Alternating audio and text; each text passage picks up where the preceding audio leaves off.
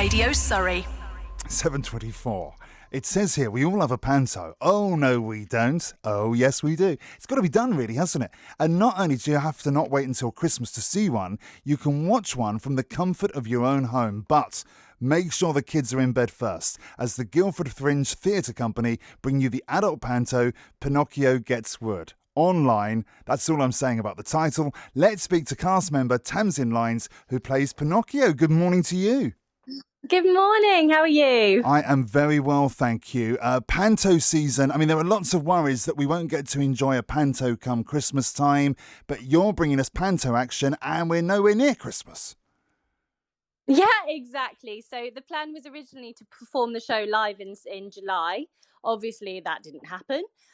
So now we're really excited to be able to digitally show the show. So we'll be performing it live on stage from our theatre venue with distancing and measures in place. And then audience will be able to watch the production live at home.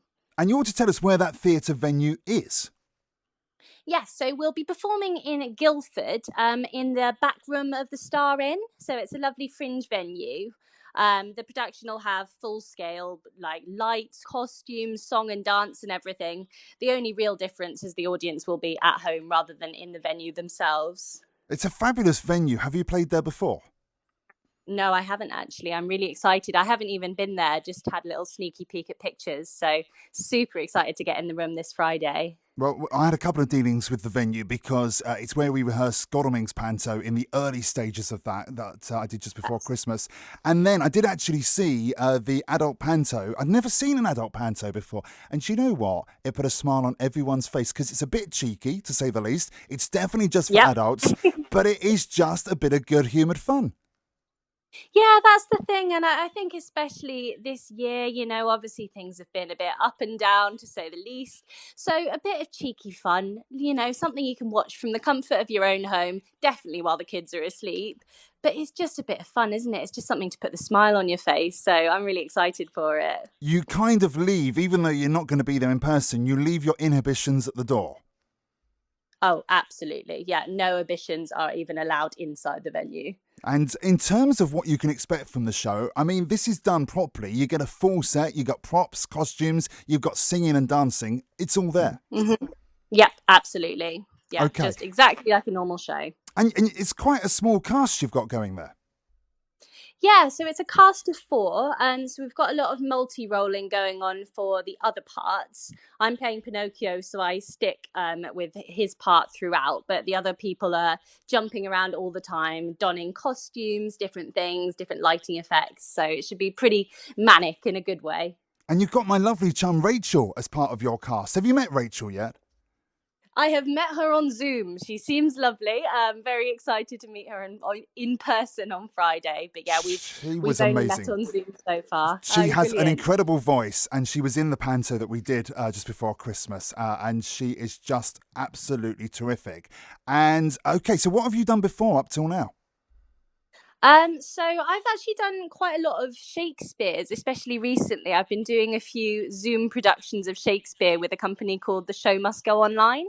Mm-hmm. Previous to lockdown, I've done a couple of years of panto seasons with various companies. I always love a good panto, but not an adult panto. So this is my first adult one, which is really exciting. Yeah. Okay. So and what is it you love about the panto? I mean, for me, it was all about the amazing audience interaction.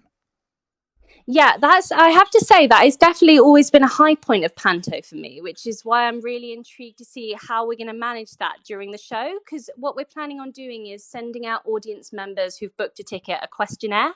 Mm-hmm. So we're going to attempt to incorporate some of their answers and do a bit of name dropping during the show so that we get as much of a Panto feel as possible.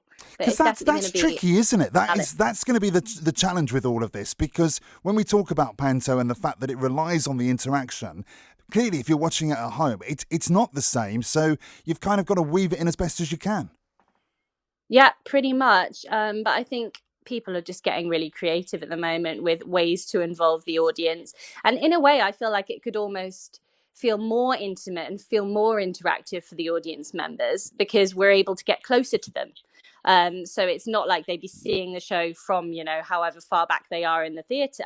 Yeah. We'll be able to look directly down the lens and feel like we're talking directly just to them. So hopefully it should have the same effect. And it has been an incredibly tough time for actors and, of course, the behind-the-scenes staff as well, up and down the country these last few months.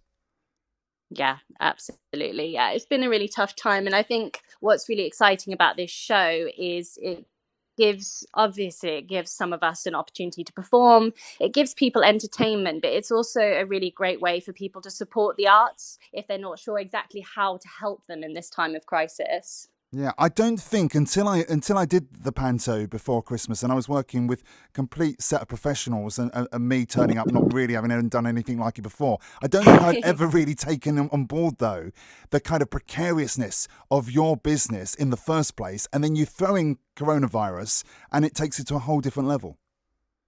It does. But you know what? Actors, we're very resilient by nature. And obviously, we're creative, and not just actors, the entire team behind a show.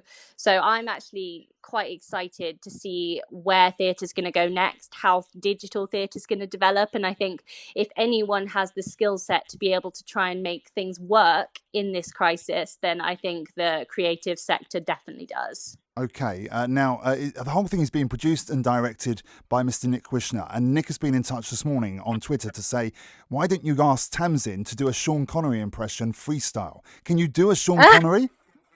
I don't even know what he sounds like. Is that really bad? That's really bad. That is really, really bad. How old are you? I'm 24, but I've never seen any of his films. Oh, no. Right, on that one, that's a big cross against your name. Finally, just think... No, sorry, Sean. That's fine. And just finally, thinking about Pinocchio and thinking about the fact it is still breakfast time, does his nose have anything to do with the plot? No, let's just say that it's not his nose that grows whenever he lies. Okay. I'll leave it at that. And I think we should leave it there. Pinocchio Gets Wood, the online adult panto, runs from Thursday the 10th to Saturday the 12th of September at 8 o'clock. And you can find your tickets available, of course, online via the Guildford Fringe website. Lovely to chat, Tamsin. Thank you for that. It is 7:31.